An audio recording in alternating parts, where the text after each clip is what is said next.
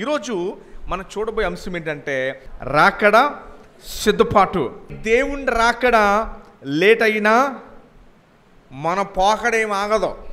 ఏమండి, ఆయన రావటమో మనం వెళ్ళటమో లేటు ఏమీ ఉండదు. మరి ప్రపంచంలో వద్దన్నా వచ్చేది ఏంటంటే మరణము. ఏమండి, వద్దన్నా వచ్చేది ఏదైనా ఉందంటే అది మరణము. మనము వద్దనుకున్నా వచ్చేది ఏదైనా ఉందా అన్నది కూడా మరణమే. ఏది కూడా ఈ మరణము ఎవరి కోసం ఆగదు. ధనవంతులకి ఆగదు. ఏమండి, ధనవంతులకి ఆగదు, పేదవారికి ఆగదు. ఈ భూమి మీద భేదం లేనిది ఏదన్నా ఉంది అంటే అది మరణం. విచారకరంగా మరి ఎప్పుడు మీకు జ్ఞాపకం చేస్తూ ఉంటాను, ఊరిలో ఎక్కువ ఫ్లెక్సీలు యవనస్తులే ఉన్నాయి. వృద్ధాప్యము 60-70 దాటిన వారి యొక్క శ్రద్ధాంజలి కటౌట్లు లేకపోతే జ్ఞాపకార్థ కటౌట్లు మనకు కనిపించట్లా. ఎక్కువ ఫ్లెక్సీలు ఎవరి మనకు కనిపిస్తున్నాయంటే యవనస్తులే మనకు కనపడుతున్నాయి. దాన్ని బట్టి ఒక సత్యాన్ని ఏం అర్థం చేసుకోవచ్చు అంటే మరణానికి వయసు ఉండదు, దానికి వయసు ఉండదు. ఎవరైనా ఏ టైం అయినా వెళ్ళిపోవచ్చు. ఇది రియాలిటీ, ఇది సత్యము. అయితే మరి విశ్వాసులు దేవుడు చెప్తున్న మాట ఏంటంటే రాకడ సిద్ధపాటు. దేవుని రాకడకు మనము సిద్ధపడాలి. లేకపోతే ఆయన సంఘాన్ని ఎత్తుకున్నప్పుడు పరలోక రాజ్యానికి ఎత్తబడినప్పుడు మనం కూడా ఉండాలి. బైబిల్ చెబుతుంది 1 కొరింథీ 15:51 దేవుని రాకడ రక్షణ పొందిన వారికి సంతోషాన్ని తీసుకొస్తుంది. దేవుని రాకడ రక్షణ పొందిన వారికి సంతోషాన్ని, ఆనందాన్ని తీసుకొస్తుంది. కానీ మరి రక్షణ లేని వారికి షాక్ని తీసుకొస్తుంది. అన్నిటికంటే పెద్ద షాక్ని తీసుకొస్తుంది. రక్షణ పొందిన వారికి మధ్య ఎంతో సంతోషము, దే లాంగ్ ఫర్ దేవుని రాకడ. కానీ రక్షణ పొందని వారికి మాత్రము అది షాక్ని తీసుకొస్తుంది, భయాన్ని తీసుకొస్తుంది. రక్షణ పొందిన వారికి బైబిల్ గ్రంథం ఇస్తున్న నిరీక్షణ చూడండి. ఈరోజు ఈ వాక్యాన్ని మనం బాగా లోతుగా అధ్యయనం చేద్దాము, బాగా అర్థం చేసుకుందాం. రాకడ కానీ పోకడ కానీ, ఆయన రాకడ కానీ మన పోకడ కానీ, ఈ రెండిట్లో ఏది జరిగినా రక్షణ పొందిన వారికి ఏమో సంతోషాన్ని తీసుకొస్తుంది, కానీ రక్షణ లేని వారికి షాక్ తీసుకొస్తుంది. ఇక్కడ రక్షణ పొందిన వారి గురించి ఒక వచనము, రక్షణ పొందిన వారికి షాక్ వచనం. రక్షణ పొందిన వారికి ఏమో సంతోషం వచనం చూద్దాము, పొందిన వారికి షాక్ వచనం, రెండు కూడా చూద్దాం. పొందిన వారికి ఏంటో చూద్దాం. చూడండి, ఇదిగో అని మొదలు పెడుతూ మీకు ఒక మర్మము తెలుపుచున్నాను. లోకస్తులకు తెలియదు, కానీ మీకు చెప్తున్నా. మనమందరము నిద్రించుము కానీ నిమిషములో, ఇది బ్రతుకున్న వారి గురించి. చనిపోయిన వారైతే సమాధుల్లో ఉన్నారు కనుక ఎత్తబడినప్పుడు మహిమ శరీరంతో దేవుని దగ్గరికి వెళ్ళిపోతారు. అయితే ఇంకా చనిపోకుండా ఆయన రాకడ ఇప్పుడు వచ్చేసింది అనుకోండి, ఇప్పుడు ఈ క్షణంలో వారి గురించి చెప్తున్నాడు. ఆయన రాకడ అంటే ఇదిగో మీకు ఒక మర్మము తెలుపుచున్నాను, మనమందరము నిద్రించము అంటే. చూడండి, బైబిల్ గ్రంథం రక్షణ పొందిన వారు శారీరకంగా చనిపోతే బైబిల్ వాడిన మాట ఏంటో తెలుసా? వారు నిద్రించారు. బైబిల్ వాడిన మాట ఏంటి? వారు నిద్రించారు. పోలేదు ఎక్కడికో. ఆయన ఉన్నారండి, పోయి ఏడాది అయిందండి. ఎక్కడికి పోయారమ్మా? ఎటో పోయారు, నీకు రాని లోకానికి పోయారండి. బైబిల్ గ్రంథము ఇలా వాడిది భాష. పోయాడండి, చచ్చిపోయారండి, నైస్గా కాలం చేశారండి. ఈ మధ్యన వాడుతున్న పదం ఏమండి, కాలం చేశారండి అంటే కొంచెం చచ్చిపోయాడంటే కొంచెం ఘాటుగా ఉందని చెప్పి ఇప్పుడు ఏం వాడుతున్నారంటే మన వారు కాలం చేశారండి. ఇంగ్లీష్లో కూడా డెడ్ అంటలేదు, డిసీజ్డ్, ప్యాస్డ్ అవే. ఏది చెప్పినా చచ్చాడు అంతేనే. ఏమండి, దాన్ని ఎంత మంచిగా చెప్పినా పోయినోడే, చచ్చినోడే. కానీ మీరు సమాధుల్లో చూడండి, బైబిల్ విశ్వాసుల గురించి వాడే పదం ఏంటంటే పోయాడు కాదు. ఏంట పదం? నిద్రించారు, నిద్రపోతున్నారు. రాత్రి పడుకుంటారు, ఉదయం ఏం చేస్తారు మీరు? మనం లేస్తాము, we will get up in the morning. అలాగే ఈ భూమి మీద చనిపోయిన ప్రతి క్రైస్తవుడు చచ్చిపోలా, నిద్రపోయాడు. బైబిల్ అదే మాట్లాడుతుంది. ఇది మన నిరీక్షణ. అందుకనే టీవీలో తిరిగి రాని లోకాలకు పోయాడని రాస్తారు. ఏ లోకాలు? ఎక్కడికి వెళ్ళడం, నరకానికి పోతాడు ప్రభు లేకపోతే. తిరిగి రాని లోకాలు లేవు, గాల్లో కలిసిపోవడాలు లేవు. మొన్న ఎవరో అంటున్నారు, ఇంటికి వచ్చాడండి, రాత్రి సమాధి అయిపోయింది సాయంత్రానికి. వాళ్ళ ఉదయం వాళ్ళ ఇంటికి వెళ్ళి ప్రార్థించడానికి వెళ్తుంటే రాత్రి వచ్చాడండి. ఇంకొన్ని ఇక్కడెక్కడే తిరిగాడండి, ఇక్కడెక్కడే తిరిగాడండి. పిలిచినట్టు అనిపించిందండి, తలుపు కొట్టాడండి, అమ్మ అని పిలిచాడండి. అవి ఏం కుదరవు, మీ భ్రమ అంతే. దయచేసి గమనించండి, చనిపోగానే నువ్వు దేవుని దగ్గరికైనా సరే నరకానికైనా సరే రెండే తప్ప ఇంకొక దారి ఏమీ లేదు. కానీ ప్రభువు నందు చనిపోయిన వారు నిద్రించారు. వారిని మనం మరలా చూస్తాము, నిత్యం చూస్తాము. ఎందుకంటే యేసు ప్రభు వారు మన నిమిత్తమై మరణాన్ని జయించి తిరిగి లేచాడు. ఇక మనం చనిపోం. అందుకని బైబిల్ చెప్తుంది, క్రీస్తునందున్న వారు చనిపోయినను బ్రతుకుదురు అని వాక్యం చెప్తుంది. ఏమన్నా అర్థమైందండి? సో అందుకనే మనం చచ్చిపోయాడు అన్నది. మనం బైబిల్ ఏ భాష మాట్లాడుతుంది? ఇదిగో మీకు ఒక మర్మం తెలుపుచున్నాను, మనమందరము చచ్చిపోయిన అంటలేదు, నిద్రించారు. ఓకేనండి, కంటిన్యూ చేద్దాం. మనమందరము నిద్రించము కానీ ఒక్క నిమిషంలో, ఒక్క రెప్పపాటున. ఇది ఎప్పుడు తెలుసా? ఇప్పుడు మనం ఉన్నామా? యేసు ప్రభు వారు మధ్యాకాశానికి వచ్చినప్పుడు, సంఘాన్ని ఆయన ఎత్తుకున్నప్పుడు, సంఘం వెళ్ళినప్పుడు, సంఘం ఎత్తబడినప్పుడు రక్షణ పొందినవారంట ఇంట్లో వాళ్ళు ఉండిపోతారంట. భార్య రక్షణ పొందింది, భార్య వెళ్ళిపోతుంది దేవుని దగ్గరికి. భర్త కూర్చొని కాలు మీద కాలు వేసుకుని టీవీ చూస్తాడు, నొక్కుంటామే. రిమోట్ ఓ చేతులు రిమోట్, ఓ చేతిలో ఫోన్ నొక్కుంటామే. ఏమే టీ ఏదంటే కనపడదాక లేదు, ఇంట్లో ఎత్తబడిపోయింది. మత్తయి సువార్తలు చదువుతాము, పొలంలో ఇద్దరు పని చేసుకుంటుంటే ఒకళ్ళు ఎత్తబడతారంట. ఇద్దరు స్త్రీలు తిరగలేస్తున్నారంట, ఇలా కొడతారు చూసారులాగా. ఆ తిరగలేస్తుంటే ఒకళ్ళు ఉండిపోయి వాడు కర్ర కింద వెళ్ళిపోయింది, ఎత్తబడిపోయారు. దయచేసి గమనించండి, మన పోకడా ఆయన రాకడా. ఏంటంటే అది మన పోకడా ఆయన రాకడా. ఏది ముందు జరిగినా రక్షణ పొందిన వారికి మాత్రమో ఇది సంతోషాన్ని తీసుకొస్తుంది, కానీ రక్షణ పొందని వారికి ఇది షాకింగ్ తీసుకొస్తుంది. ఇప్పుడు షాకింగ్ వచ్చిన ఇస్తాను చూడండి.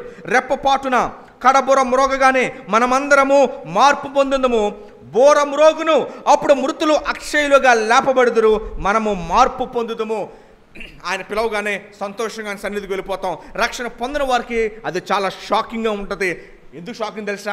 వ్యర్థమైన వాటిని సంపాదించడానికి, వ్యర్థమైన వాటి వెనకాల నేను పరిగెట్టాను. ఇన్ని సంవత్సరాలు కూడా విలువైన దానిని నేను లక్ష్య పెట్టలా, వ్యర్థమైన వాటి వెనకాల నేను పరిగెట్టాను. నేను ఏమండి వ్యర్థమైన వాటి వెనకాల పరిగెట్టాను. వాళ్ళ పరిస్థితి ఏంటో చూడండి ఒకసారి. మత్తయి సువార్త 7వ అధ్యాయం 22వ వచనం. ఆ దినమందు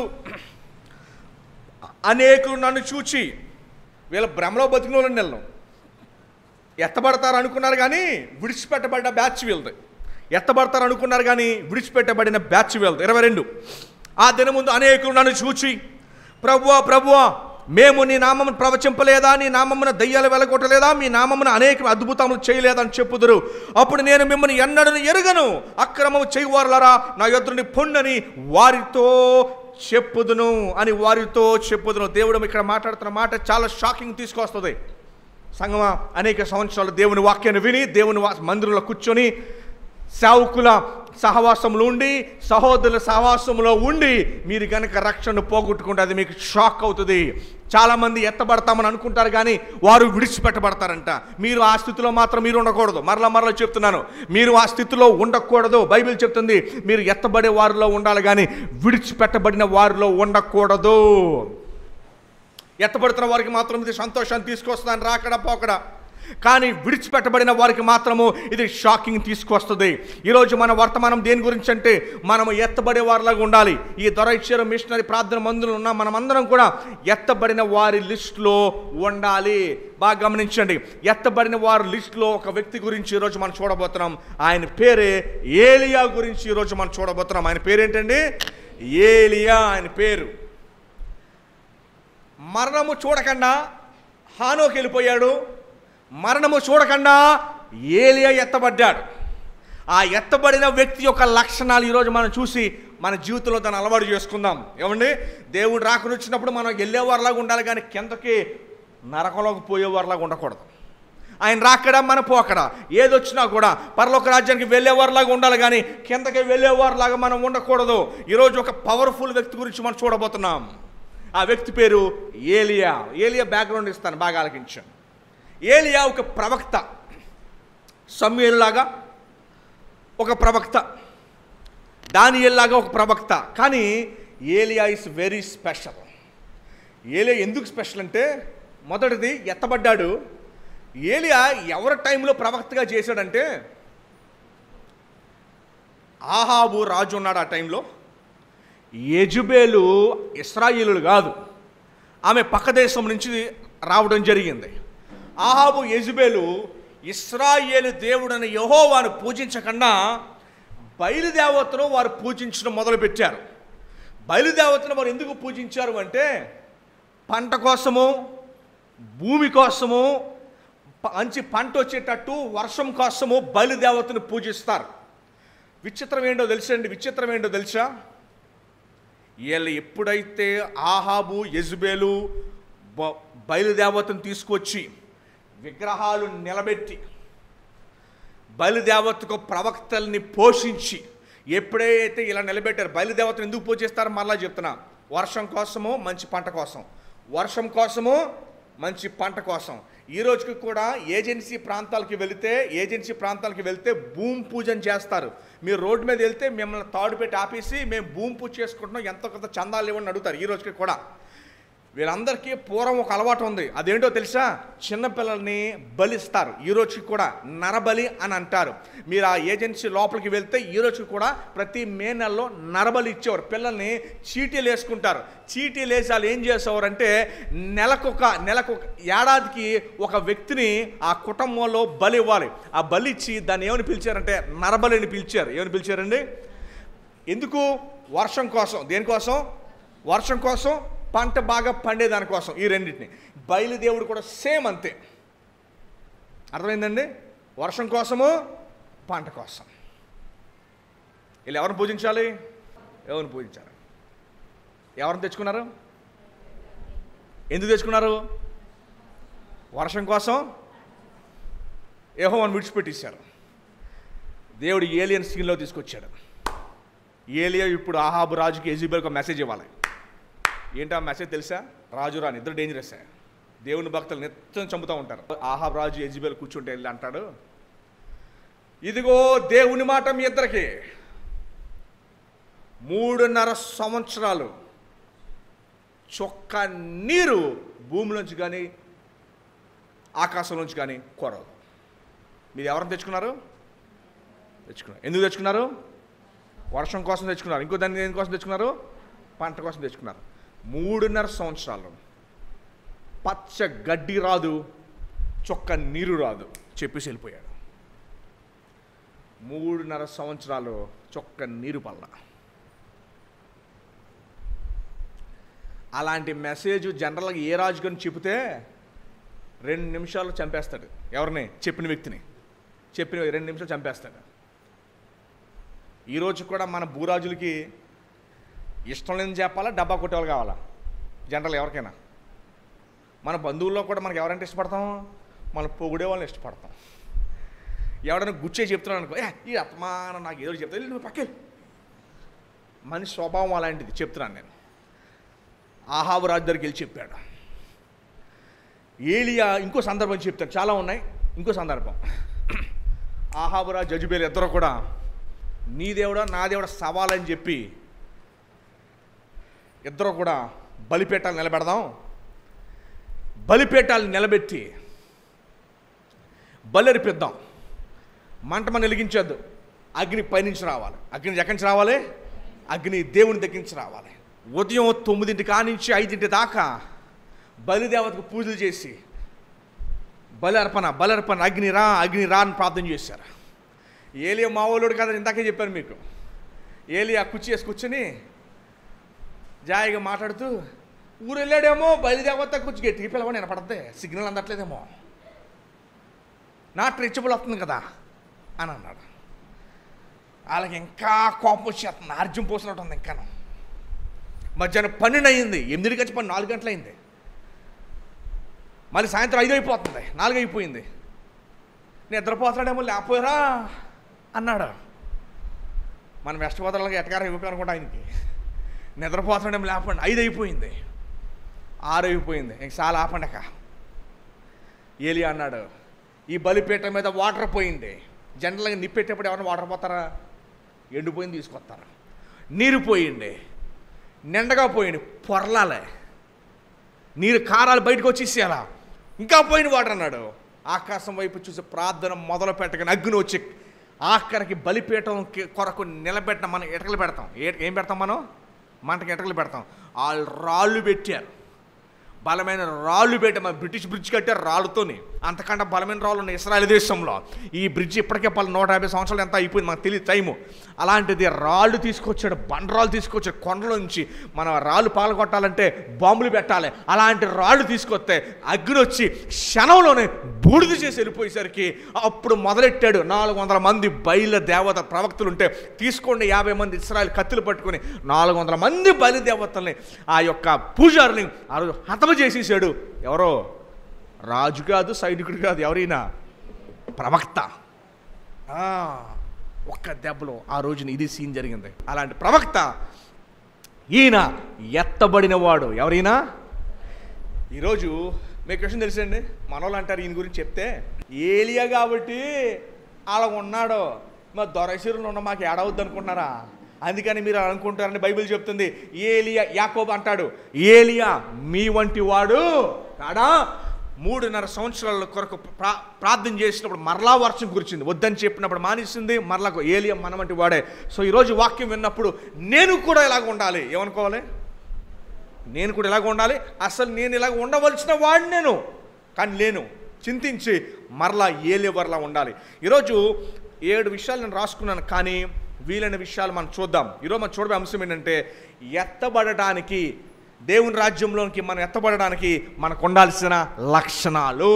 దేవుని రాజ్యానికి ఎత్తబడడానికి మనం ఉండాల్సిన లక్షణాలు ఏమంటే మీకు క్వశ్చన్ చెప్పి నేను ముందుకెళ్తాను. బాగా తెలివైన రాజు ఒకడున్నాడంట. ప్రపంచంలో అందరూ కూడా ఆయన దగ్గరకు వచ్చి సలహాలు తీసుకుంటారంట. బాగా తెలివైన రాజు ఒకడు ఉంటే ప్రపంచంలో ఉన్నవారు అందరూ ఆయన దగ్గరకు వచ్చి సలహాలు తీసుకుంటారంట.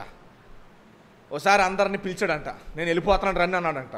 ఎక్కడికి వెళ్తున్నాడు రాజు అని చెప్పి అందరూ పరిగెట్టుకుంటూ వెళ్ళారంట. రాజు ఎక్కడికి వెళ్తున్నావు అంటే, నాకేం తెలుసు అన్నాడంట.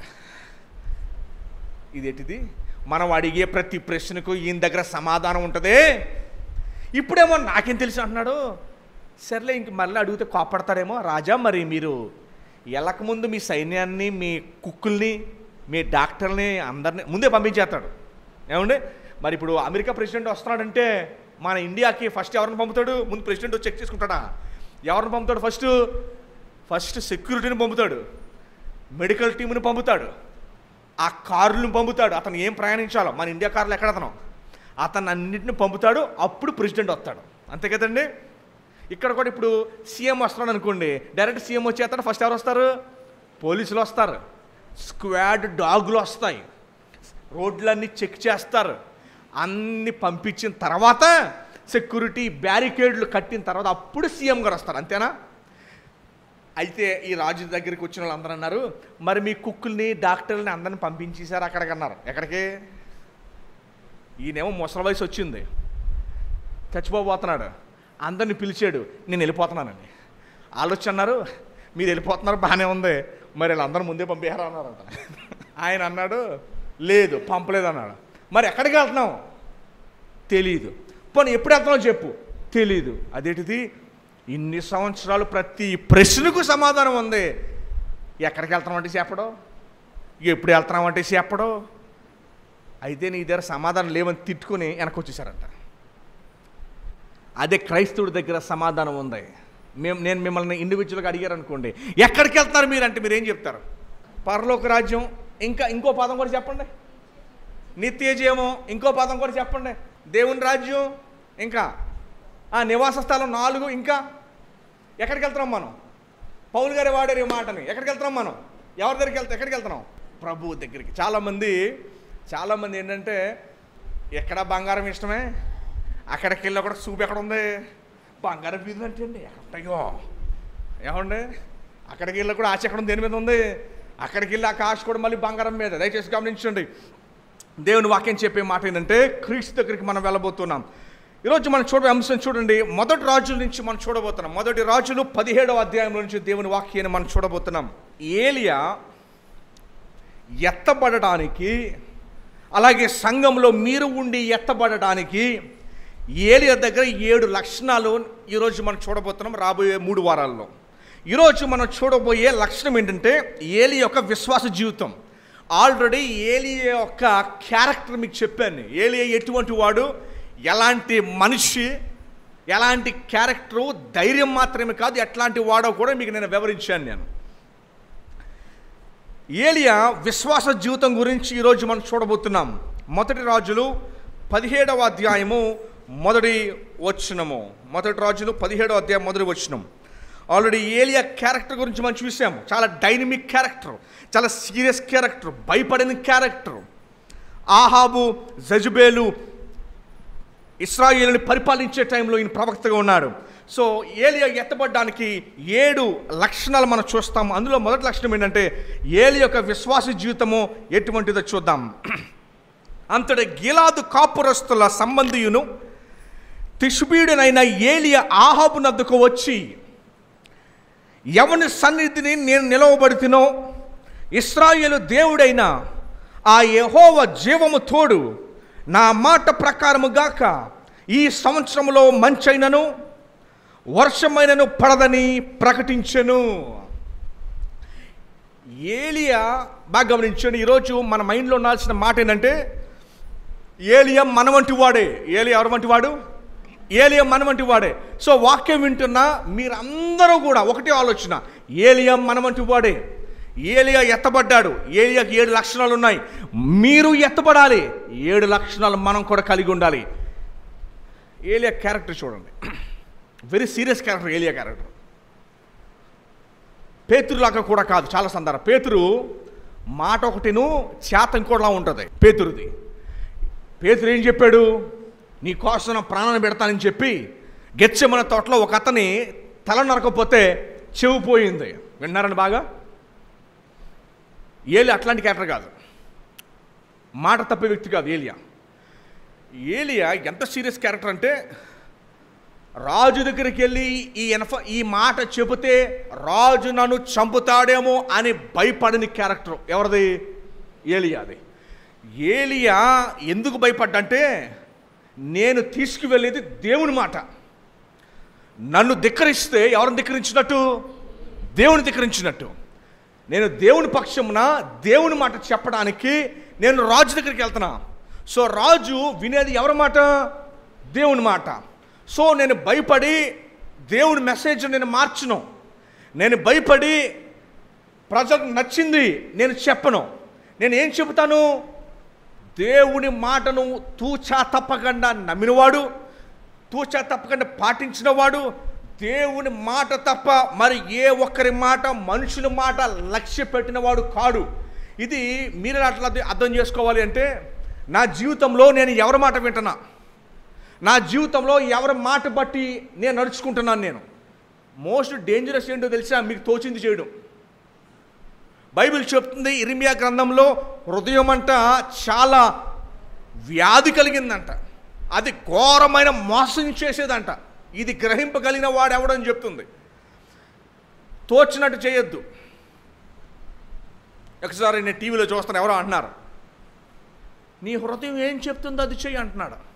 బైబిల్ చెప్తుంది నీ హృదయం ఘోరమైన వ్యాధి కలిగింది. విశ్వాసులు తమకు తోచినట్టు కాదు చేయాల్సింది. చాలా 90% మీరు తోచుంటే చేస్తారు. బైబిల్ దాన్ని ఖండిస్తుంది. తోచినట్టు కాదు చేయాల్సింది. ఏలియా నుంచి ఎత్తబడే వారి లక్షణం ఏంటంటే, నాకు తోచినట్టుగా కాదు నేను చేసేది, చుట్టుపక్కల ఉన్నవారు నాకు చెప్పినట్టు కాదు చేసేది, నా రాజ్యాంగము, నా కాన్స్టిట్యూషను, నేను నడిచేది దేని బట్టి అంటే, ఇదిగో దేవుడు ఏమి చెప్పాడు, వాక్యం ఏం చెప్తుంది అన్న దాన్ని బట్టి నడుచుకున్నాడు ఏలియా. మనుషుల మాట కాదు నమ్మింది. మనుషుని బాట నడుచుకోవాలా. అతను నడుచుకున్న ఎవరి మాటను బట్టి అంటే, దేవుడు చెప్పాడు నేను చేస్తాను, దేవుడు ఇలా చేయమని చెప్పాడు నేను ఇలాగ చేస్తాను. నేను చాలా సందర్భాల్లో మనం తోచినట్టు చేస్తాము. మీరు చేసే పనులకి వాక్యాధారం ఉంటేనే మీరు చెయ్యాలి. ఇది వెరీ ఇంపార్టెంట్. మీరు చేసే పనులకి ఆధారము వాక్యం ఉండాలి. చాలామందికి వాక్యం ఆధారంగా ఉండదు, తోచినట్టుగా వెళ్తారు, ఎత్తబడేవారు అలా పోరు. మళ్ళీ చెప్తున్నా, మీరు చేస్తున్నామంటే అస్తమా నన్ను అడగడం వస్తా, పాస్టర్ గారు ఇలా చేయమంటారా? పాస్టర్ గారు ఇల్లు గృహప్రవేశం పాలు పొంగించమంటారా? నేను అడగక్కలేదు. మీరు అది పాలు పొంగించడము అగ్నిదేవతకు పూజ, సో అది నువ్వు చేయకూడదు, అది అడగనవసరంలా, అది మనం చేయకూడదు, పెట్టమంతే. నో, ఇంకా ఆన్సర్ లేదు దానికి. అమ్మ మళ్ళీ చెప్తున్నా, విశ్వాసులు వాక్యం ఏం చెప్తుందో అదే మనం చేయాలి. ఏలియా ఎత్తబడేవాడుగా ఏం చేస్తాడో తెలుసండి? బైబిల్ ఏం చెప్తుంది? బైబిల్ ఏం చెప్తుంది? సొంత నిర్ణయాలు తీసుకోకండి, సొంతంగా చేయకూడదు. విశ్వాసులు సొంతంగా చేయరు విశ్వాసులు అంటే. కానీ చాలా సందర్భం తోచినట్టు చేస్తా, తోచినట్టుగా కాదు. మీ హృదయము బైబిల్ చేత నిర్మించబడి దాన్ని బట్టి నడుచుకోవాలి. ఇది మొదటి పాయింట్. గబ్రియల్ దేవతతో చెప్పాడు, యెహోవా మాట నిరార్థకము కాకుండా కాదు. ఇంకా బాగా అర్థం కావాలి, యోబు గ్రంథం 42:2 చూడండి ఒకసారి. బైబిల్ గ్రంథంలో ఉన్న దేవుని భక్తులందరూ కూడా దేవుని మాటను చాలా తూచా తప్పకుండా పాటించడం మాత్రమే కాదు, మాట తప్పిన వారికి చాలా సీరియస్ ఎదుర్కొన్నారు. దేవుడు చెప్పాడు, సౌలు రాజు నేను నీకు విజయాన్ని ఇస్తాను నీ శత్రువుల మీద, కానీ నువ్వు యుద్ధం నెగ్గిన తర్వాత వారి దగ్గర నుంచి వాళ్ళ బంగారం కానీ, వారి యొక్క సంపదను కానీ, వారి యొక్క రాజును కానీ ఎవరు నువ్వు తేవద్దు అని దేవుడు చెప్పాడు. ఎవరితో? సమూయేలుతో చెప్పించాడు. ఈయన ఏం చేశాడు తెలుసా? సౌలు రాజు రాజ్యం పోవడానికి ఇదే కారణం. దేవుడి మాట వినకుండా ఏం చేశాడంటే అతనితో పాటు రాజుని, సంపదను, బంగారాన్ని అంతటిని తెచ్చుకున్నాడు. ఇతనేదో యుద్ధం చేసి నెగ్గినట్టుగా విజయాన్ని ఇచ్చిన దేవుడు కదా, దేవుడి మాట వినకుండా దీని అంతటిని తెచ్చుకున్నాడు. సమూయేలు పంపించాడు. సమూయేలు అన్నాడు, నువ్వు దేవుడి మాట వినలేదు కనుక ఈరోజు ఈ క్షణమే దేవుడు రాజ్యాన్ని నీ దగ్గర నుంచి తీసేసుకున్నాడు. అయిపోయింది. పిచ్చోడు అయిపోయాడు. చివరికి సూసైడ్ చేసుకొని చచ్చిపోయాడు. కత్తి మీద పడిపోయి చచ్చిపోయాడు. ఎవరు? సౌలు దేవుడి మాట వినలా. దావీదు బెత్షెబతో పాపం చేశాడు, కానీ దేవుని సన్నిధిలో 51 కీర్తనలో క్షమాపణ కోరి, దేవుని నన్ను మన్నించండి, నేను నీ వాక్యం బట్టి నడుచుకుంటాను, నా సొంత ఆలోచనలు బట్టి నేను నడుచుకున్నాను, నన్ను క్షమించండి, నన్ను మన్నించండి ప్రార్థన చేశాడు. యోబు 42:2 ఉంది చూడండి. నీవు సమస్త క్రియలను చేయగలవనియు నీవు ఉద్దేశించినది ఏది నిష్ఫలము కానేరదని నేను ఇప్పుడు తెలుసుకుంటుని. దేవుని మాట తూచా తప్పకుండా జరుగుతుంది. మనం ఎన్ని ప్లాన్లు చేసినా మనల్ని మనం మోసం చేసుకోవడం తప్ప ఏమీ ఉండదు. నువ్వు నడవాల్సింది దేవుని గ్రంథాన్ని బట్టి అంతే తప్ప సొంతాన్ని బట్టి కాదు. అమ్మా ఏం చేద్దాం? మా మేనమామ వస్తాడండి, ఆయన చెప్పిన తర్వాత దాన్ని బట్టి నడుచుకుందాం అనుకుంటున్నానండి. వాళ్ళ మేనమామ వచ్చాక చూశాను నేను ఎలా ఉన్నాడు. ఇటో 3 తాళ్ళు, ఇటో 3 తాళ్ళు, మెడలో ఏటయ్యి. 30 సంవత్సరాలు చూస్తున్నా. కొవ్వూరులో మా ఇంటి దగ్గర ఒక అతను ఎంత కడతాడు బిల్లలో. అందరు పొలో లైన్ కట్టేస్తారు. ఈ అమ్మాయి ఎందుకు వెళ్తున్నారంటే నడుము నొప్పి, జ్వరం నొప్పి, తల నొప్పి, కాళ్ళు నొప్పి, గుండె నొప్పి అని వచ్చేస్తున్నారు. వాళ్ళ ఇంటి పక్కన మా ఫ్రెండ్ ఒక ఆయన ఉంటాడు చిన్నప్పటి నుంచి. బాబు ఏంటి మరి అంతమంది తాళ్ళు కట్టేస్తాడు, అతనికి మన ఒంట్లో బాగాలేదు కదా, ఆవిడికి ఏం చేశాడా హైదరాబాదు యశోదాకి తీసుకెళ్ళాడంట. ఎక్కడికి? యశోదాకి తీసుకెళ్ళాడంట. మరి ఇంట్లో తాయిత్తు మహిమ కావలేదా? అయ్యగారు ప్రార్థన చేయండి అని చెప్పి మీరు తాళ్ళు కట్టేస్తే ప్రార్థన ఎలా పనిచేస్తా చెప్పండి. దయచేసి గమనించండి, ఎవరి మీద మన నమ్మకం ఉంచాలి? మరలా చెప్తున్నా, మీ దగ్గర డబ్బులు తీసుకుని తాళ్ళు కట్టేవారు వాళ్ళకి అనారోగ్యం వస్తే హాస్పిటల్కి వెళ్తారు, కానీ తాళ్ళు కట్టరు. తాళ్ళు మీకే. ఆ తాళ్ళు వల్ల మీ డబ్బులు తాళ్ళకి పండగ, మీకు దండగ తప్ప ఏముండదు. ఓకే? సో అంచేత ఎప్పుడు కూడా మనం ఏం కట్టించుకోకూడదు. నాకు తెలిసిన ఒక అబ్బాయి కొవ్వూరులో చనిపోతుంటే హాస్పిటల్లో ఉండి ఎవరో చెప్పారు, పక్క బెడ్డోళ్ళు విశాఖపట్నంలో, వెళ్ళి మీరు అక్కడ వెళ్ళి తాడు కట్టించుకున్నా అంటే వెళ్ళి తాడు 25 రూపాయలు, మందులు కొంటాకు డబ్బులు లేవు.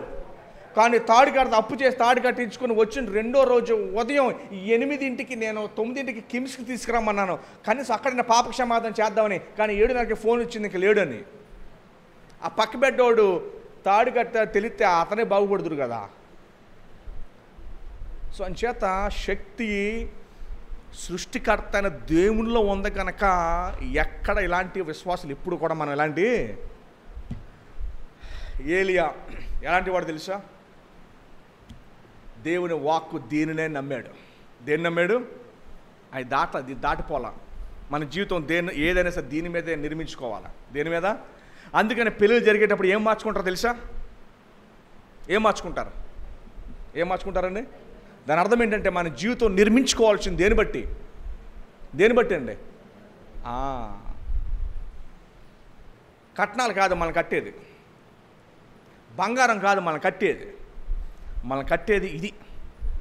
మనం కట్టేది ఏంటి? ఈ మధ్య ఇది మార్చి కూడా మర్చిపోయారు. ఈ కాదని మేము మార్చుకోవాల్సింది. మాకేమిస్తారు, ఏం పెట్టమంటారు? చివరికి అదంతా ఏమండి వెళ్ళిపోయేటప్పుడు 100 రూపాయలు తెల్లగొడ్డేసి పంపేస్తాను. నేను ఏమేసి పంపుతాం? తెల్లగొడ్డ. అది ఒకటే వచ్చేది మీ మీద, ఇంకే రాదేక. ఏలియా ఎత్తబడ్డానికి గల మొదటి కారణం ఏంటో తెలుసండి? దేవుని మాట మీదే నమ్మిక ఉంచాడు, మాటను బట్టి నడుచుకున్నాడు. ఇంకోటి ఏంటంటే రెండో మాట, ఏలియా ప్రార్థన పరుడు. ఏలియా ఎవరండి?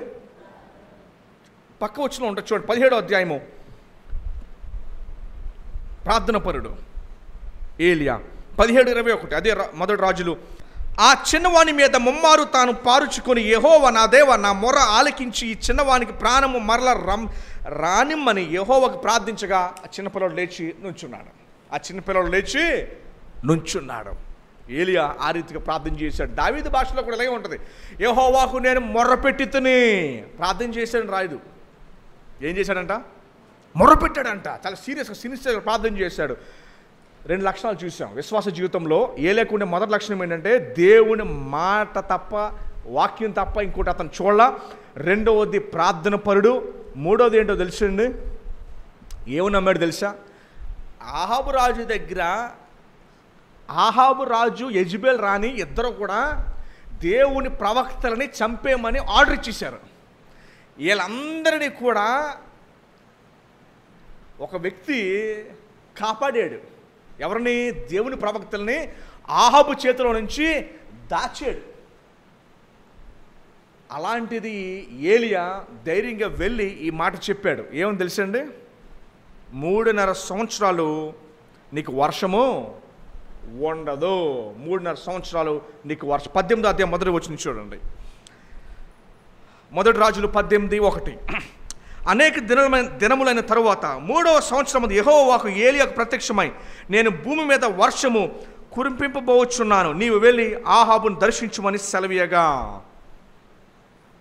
ఇక్కడ వర్షం కురిపించాడు. 17:1 వర్షాన్ని ఆపాడు. 2 ఇన్ఫర్మేషన్ కొంచెం చాలా ధైర్యంగా వెళ్ళినట్టు కనపడుతుంది.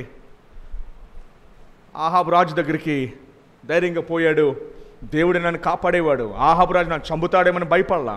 ఏమండి, మన విశ్వాస జీవితంలో కూడా చాలా విషయాలు బట్టి మనం భయపడుతూ ఉంటాం.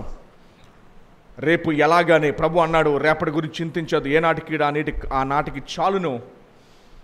దేవుడి మీద విశ్వసించేవారు రేపటి గురించి భయపడరు. నా బాగా జ్ఞాపకం, ఓఎం అని ఒక సేవా సంస్థ ఉంది. జార్జ్ వెర్వర్ అని ఒక వ్యక్తి దాన్ని ప్రారంభించాడు. ప్రపంచమంతా కూడా బైబిల్ గ్రంథాలు, ప్రపంచమంతా కూడా బైబిల్కి సంబంధిత పుస్తకాలు పంచిపెట్టేవాడు. అతను ఎంతో డబ్బులు చెల్లించాల్సి వస్తుంది ప్రతి దేశం దాటేటప్పుడు. షిప్ మీద వెళ్ళేవాడు. ఈరోజు కూడా షిప్ ఉంది. ఆ షిప్ పేరు డోలోస్. గ్రీక్ భాషలో దాని అర్థం ఏంటంటే దేవుని బానిస. ఆ షిప్ పేరు ఏంటండి? దేవుని బానిస. అతను ప్రతి పోర్ట్లో దాటేటప్పుడు డబ్బులు ఉండేవి కాదు. అప్పటికప్పుడు మోకాల మీదకి వెళ్ళేవాడు. దేవుడు అద్భుత రీతిగా అతనికి ఇచ్చాడు. ఎవరో కాదు, 2-3 సార్లు కలిశాను కూడా అతను. నేను 2-3 సార్లు కలిశాను. అద్భుతమైన వ్యక్తి, భయపడేవాడు కాదు. ఏలియా దేవుని చేత కాపాడబడినవాడు. ఒకసారి ఒక ఆటోలో వెళ్తున్నాను నేను, వెనకాలేమో నీ రాకపోకల యందు యెహోవా నిన్ను కాపాడును అని రాసుకున్నాడు. ఎక్కడ రాసుకున్నాడు? ఆటో వెనకాల.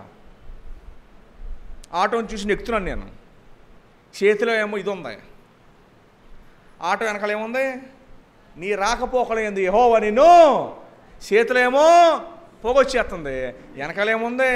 వాక్యం ఉంది. నేను ఎక్కాను. బాబు ఆటో నీదే? నాదేనండి.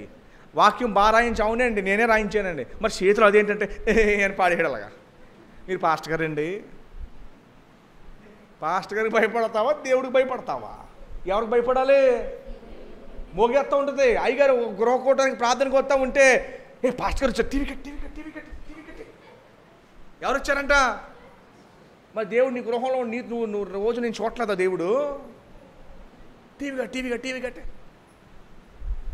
అప్పుడే మందిరానికి రావట్లేదు ఒక ఆయన, పాపం నాకు ఎప్పుడు దొరైశ్వరి కనపడతాడు, మందిరానికి ఇంకా రావాలి, పిలుస్తున్నాను రండి అని పిలుస్తాను, ఇంకా రావట్లేదు.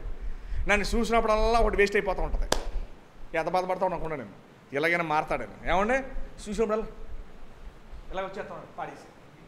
ఏమండే అయితే గమనించండి, భయపడాల్సింది ఎవరికి? ఎవరు భయం ఉండాలి? వాళ్ళు చూసారా, వీళ్ళు చూసారు, పాస్టర్ గారు చూసారా, సహోదరులు చూసారు, ఎవరు చూడాలి? నింది ఎవరు చూస్తున్నారు? నీ హృదయ అంతరంగంలో ఎరిగినదే వాక్యం చెప్తుంది 51 కీర్తనలో. అంతరంగంలో సత్యాన్ని కోరేవాడంట ఆయన. నువ్వు ఏం చేస్తావో తెలీదా?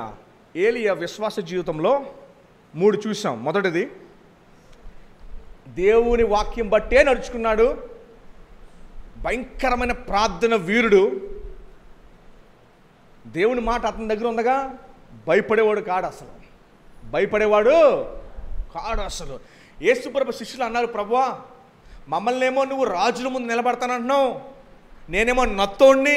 మోషే అంటాడు, ప్రభు అన్నాడు, ఇదిగో నా శిష్యులారా, మీరు చేపలు పట్టేవారు చిన్నవారే, కానీ నేను మిమ్మల్ని రాజుల ముందు నిలబడతాను, చక్రవర్తుల ముందు మిమ్మల్ని నిలబడతాను. దేవుడు అట్లా నిలబెట్టాడు, చక్రవర్తులు మార్చాడు దేవుడు. దయచేసి గమనించండి. ఆటో వెనకాల లేకపోతే మన గృహం మీద కాదు ఉండాల్సింది, మన హృదయంలో ఉండాలి. ఎక్కడ ఉండాలి? రెండో మాట ఏంటంటే భయంకరమైన ప్రార్థన పరుడు. మూడోది ఏంటి? విశ్వాసం ఎలాంటిదంటే నా దేవుడు నన్ను కాపాడేవాడు, నా దేవుడు నన్ను కాపాడేవాడు, పోషించేవాడు, నడిపించేవాడు. ఏమండి? నడిపించేవాడు, పోషించేవాడు. ఎందుకు ఈ మాట తెలుసా మీకు? కరువు వచ్చింది. ఏమొచ్చింది? కరువు వచ్చింది.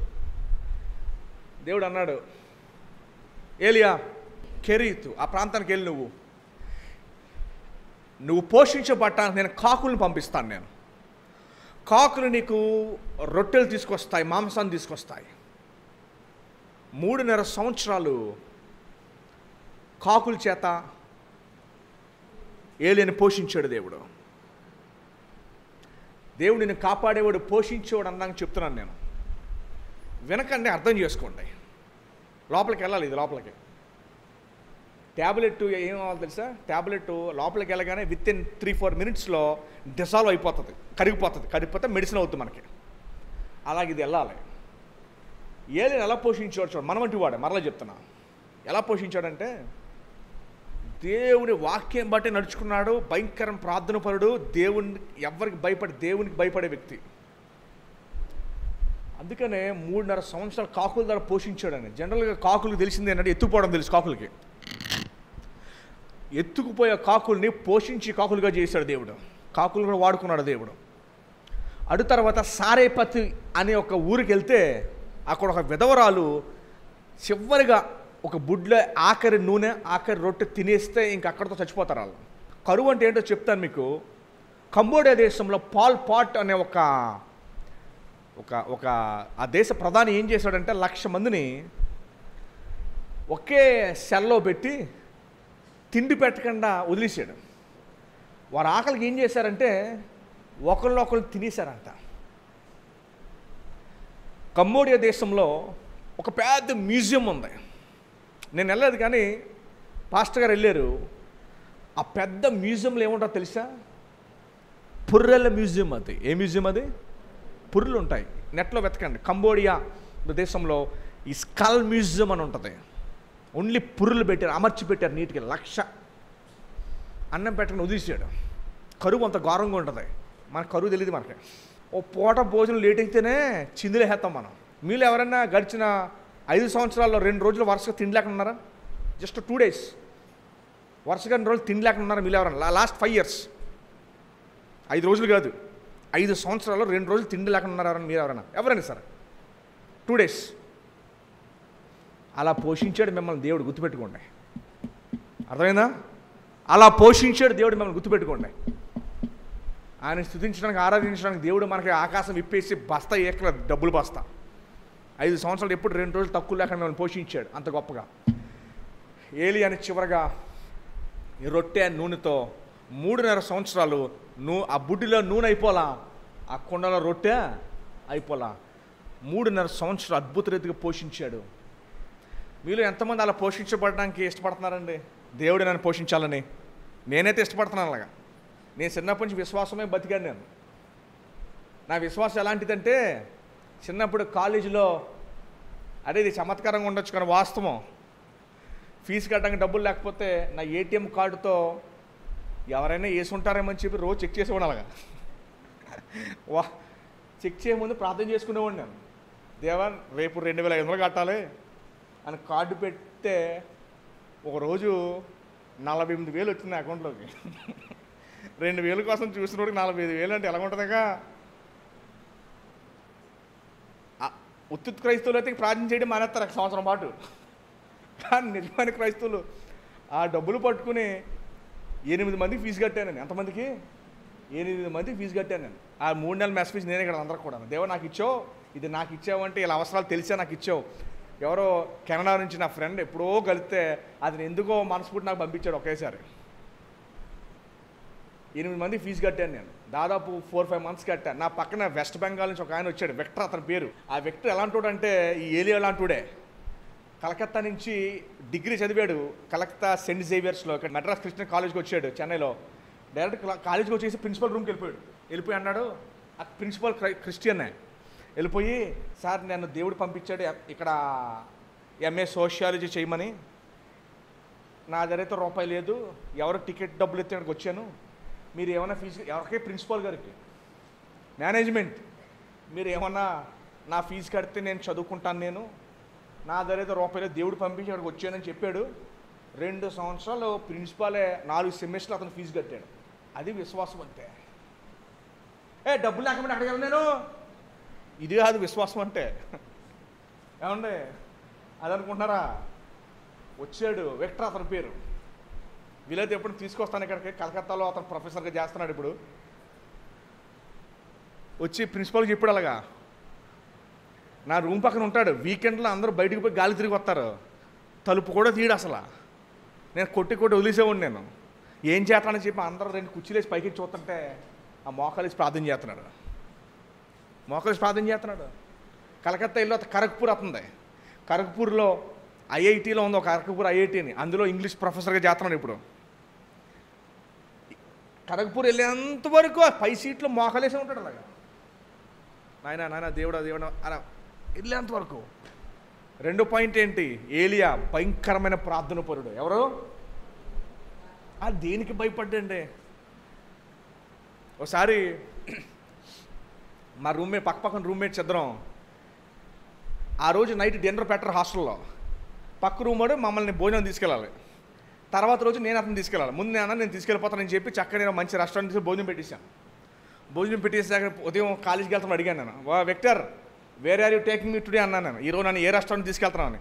I will take you to the best hotel అన్నాడు. ఏమన్నాడు? వెళ్ళిపోయిన తర్వాత సాయంత్రం చక్కగా మెస్కి వెళ్తున్నాం. వెళ్ళిన తర్వాత మా కాలేజీ పక్కనే పక్క సందులో ఓ చిన్న బడ్డీ కొట్టు ఉంది, ఇడ్లీలు వేస్తున్నాను అందులోని.